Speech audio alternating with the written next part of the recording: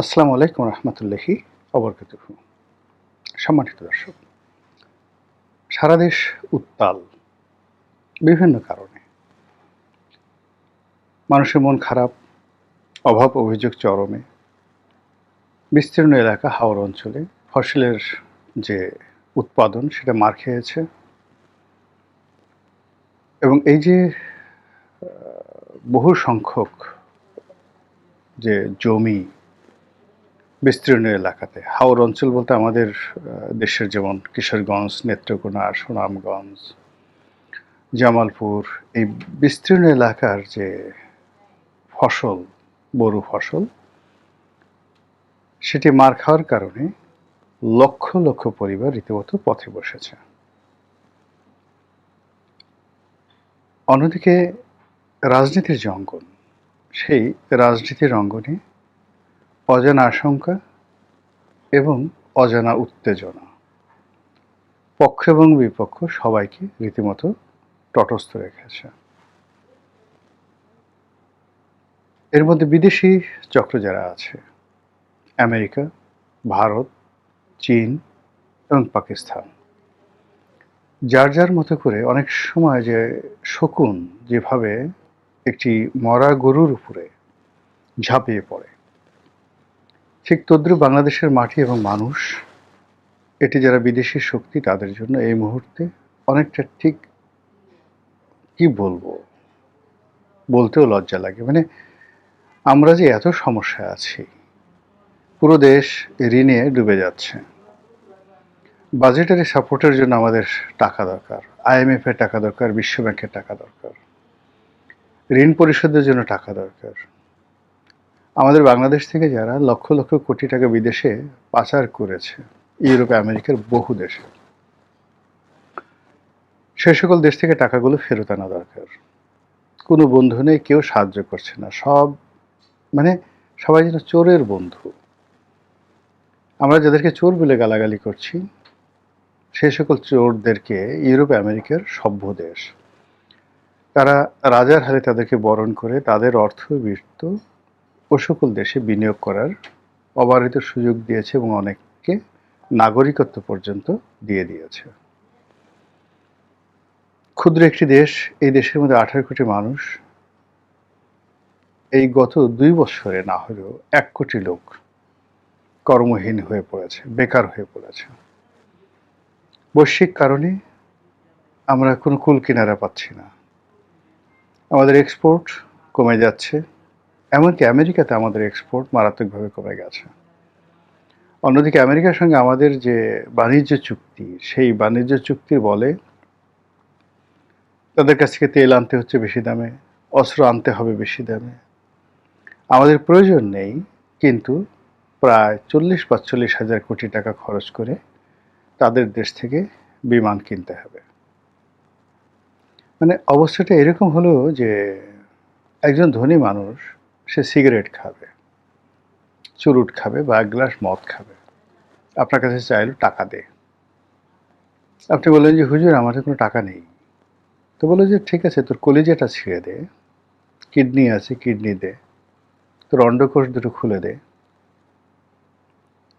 এবং আলটিমেটলি সেই শক্তিশালী বা রাজার যারা লোকজন আছে, তারা আপনার সেই কলিজাটা ফেড়ে ফেলল, আপনার অন্ডকোষ খুলে নিয়ে গেল, আপনার রক্ত সিরিঞ্জ দিয়ে টেনে নিয়ে বিক্রি করে দিয়ে তারপর সেটা দিয়ে সে চুরুট খেলো, মদ খেলো। এই যে পৈশাসিক আনন্দ, ঠিক সেই পৈশাসিক আনন্দ এখন বাংলাদেশকে ঘিরে বিশ্বের যারা সাম্রাজ্যবাদী শক্তি, তারা ঠিক সেম কাজটি করে যাচ্ছে। যেখানে আমাদের চাল কেনার পয়সা নেই, তেল কেনার পয়সা নেই, আমরা যে ঋণ করেছি সেই ঋণ পরিশোধের টাকা আমাদের কেন্দ্রীয় ব্যাংকে নেই, সেই জায়গাতে আমাদেরকে এখন বিমান কিনতে হবে, আমাদেরকে এখন আমেরিকা থেকে অস্ত্র কিনতে হবে। আমরা কার সঙ্গে যুদ্ধ করব বলেন তো আমাদের এই অবস্থা নিয়ে? আমেরিকান এই অস্ত্র আমাদের কেন লাগবে? পাকিস্তান আমাদেরকে একটা যুদ্ধ বিমান দিয়েছে, এই যুদ্ধ বিমান দিয়ে আমরা কি মায়ানমারের সাথে যুদ্ধ করব নাকি ভারতের সাথে যুদ্ধ করব? এরকম সবকিছু ঘটছে, একটার সঙ্গে আরেকটা কন্ট্রাডিক্ট করছে আর কনফ্লিক্ট করছে। দেশটা যে কোথায় যাচ্ছে কোনো অবস্থাতে আন্দাজ করা যাচ্ছে না। রাজনৈতিক দলগুলো একে অপরের বিরুদ্ধে চক্রান্ত করছে। একেবারে জুনিয়র এনসিপির যারা নেতৃবৃন্দ রয়েছেন, যাদের বয়স ৩০-এর নিচে, তারা প্রধানমন্ত্রীকে গালাগালি করছেন। বিএনপির যারা লোকজন আছেন, ছাত্রদল, যুবদল, তারা ধৈর্য হারিয়ে ফেলছেন। এবং আমি আজকে এই ভিডিওটি যখন করছি শুক্রবারে, তখনকার খবর হলো ঝিনাইদহতে নাসির উদ্দিন পাটোয়ারি গেছেন, তাকে সেখানে রীতিমতো রাম ধুলাই দেওয়া হয়েছে। থানায় গেছে আশ্রয় নেওয়ার জন্য, সেই থানা জনগণ ঘেরাও করেছে তাকে মারার জন্য। গতকালকের ঘটনা, প্রধানমন্ত্রী সেই শিশু ধর্ষিতা শিশু, যাকে নির্মমভাবে হত্যা করা হয়েছে, তার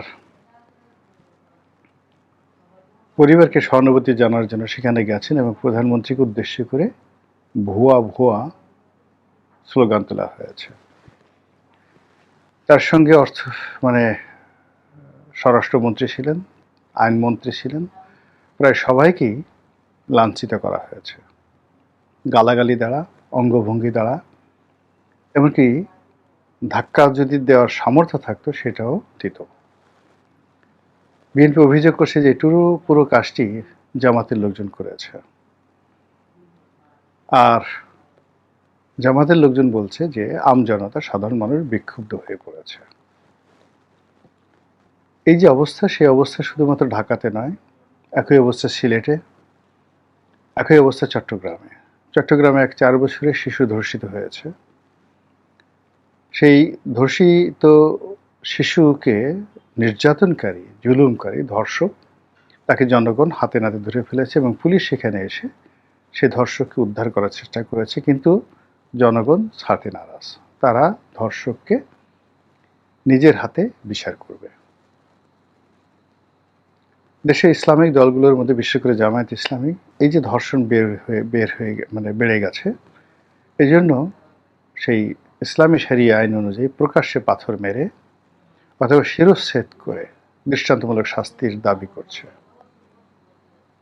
স্বরাষ্ট্রমন্ত্রী বলছে যে এটা ঠিক না, এটা মধ্যযুগ না,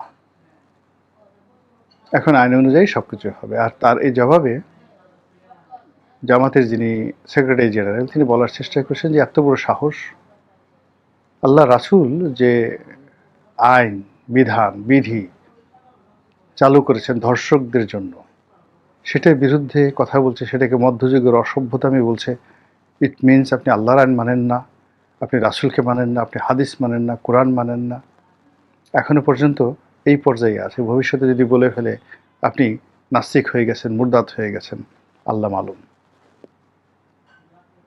অন্যদিকে শেখ হাসিনা, তিনি 6 মাসের মধ্যে আসার ঘোষণা দিয়েছেন, মধ্যে কিছুদিন চুপচাপ ছিলেন, এখন আচ্ছা মতো গালাগাল করছেন।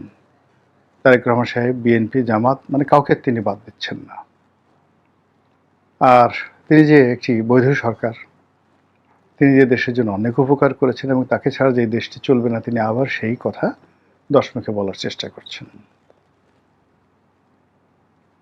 এর বাইরে সেনাবাহিনীর মহড়া চলছে, সেনাবাহিনী ব্যারাকে ফিরিয়ে আসছে। সেনাবাহিনীর যে মহড়া চলছে, সেই মহড়াতে আবার স্বয়ং সেনাপ্রধান, যেটা ফায়ারিং হচ্ছে, সেই ফায়ারিংয়ের মধ্যে সেনাপ্রধান নিজে উপস্থিত থেকে তার জওয়ানদেরকে তিনি উৎসাহ দিচ্ছেন। অন্যদিকে স্বরাষ্ট্রমন্ত্রী ঘোষণা করেছেন যে জুনের মধ্যে পর্যায়ক্রমে সেনাবাহিনী মাঠ থেকে চলে আসবে।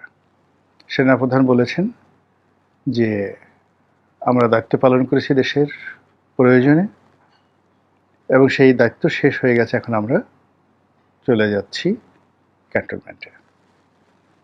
আর সেনাবাহিনী যখন ক্যান্টনমেন্টে যাওয়ার সিদ্ধান্ত নিয়েছে এবং অনেকে চলেও আসছে, কিছু কিছু জায়গাতে সেনাবাহিনী এখনও আছে, ঠিক এই সময়টিতে সারা দেশে চুরি, ডাকাতি, রাহাজানি, খুন, ধর্ষণ, সন্ত্রাস, মানে কি যে একটা অবস্থা তৈরি হয়েছে, যারা ভুক্তভোগী তারা বলতে পারছেন।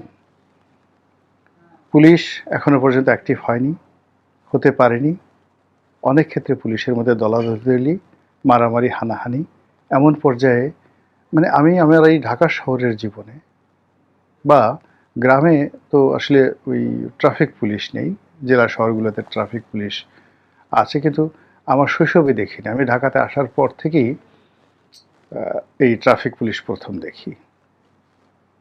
এখন অবশ্য ট্রাফিক পুলিশ মানে জেলা শহরগুলোতে আছে। তো এই ট্রাফিক পুলিশ সম্ভবত ঘুষ নিয়ে বা নিজেদের মধ্যে কোনো গন্ডগোল, ২ ট্রাফিক পুলিশ কনস্টেবল একেবারে সেই গ্রাম্য কাদায় মারামারি করে রাস্তায় জনগণের সামনে একেবারে একে অপরকে চিৎ করে ফেলে আচ্ছামতো ঘুষিয়ে নাক ফাটিয়ে দিল। আর জনগণ সেই পুলিশের মারামারি ফেরালো। এই দৃশ্য আপনি কখনো দেখেছেন প্রকাশ্যে রাজপথে? এই যে একটা অস্থির, এই যে একটা অস্বাভাবিকতা, এই অস্বাভাবিকতার মধ্যেই যত রকম গন্ডগোল, যত রকম অনিশ্চয়তা এবং যত রকম বিশ্রী ঘটনা ঘটে। আমরা এই ভিডিওর যে শিরোনামে পায়ের আওয়াজ পাওয়া যায় যে বক্তব্য দিয়েছি, সেই পায়ের আওয়াজ, কোন পায়ের আওয়াজ, কেমন পায়ের আওয়াজ, তারা যে পায়ে জুতো পরেন সে জুতোর রং কি, বা তারা কি খালি পায়ে থাকেন কিনা, স্যান্ডেল পরেন কিনা, সে পাখি কোনো দেশি মানুষের পা না বিদেশি মানুষের পা, সেটি সরকারি পা নাকি বেসরকারি পা, নাকি কোনো আততায়ীর পা, কিন্তু আওয়াজ উঠে গেছে, আওয়াজ পাওয়া যাচ্ছে।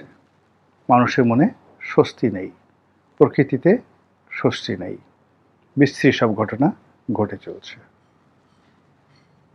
মহান আল্লাহ আমাদের সবাইকে হেদায়েত দান করুন এবং হেফাজত করুন। আসসালামু আলাইকুম ওয়া রাহমাতুল্লাহি ওয়া বারাকাতুহু।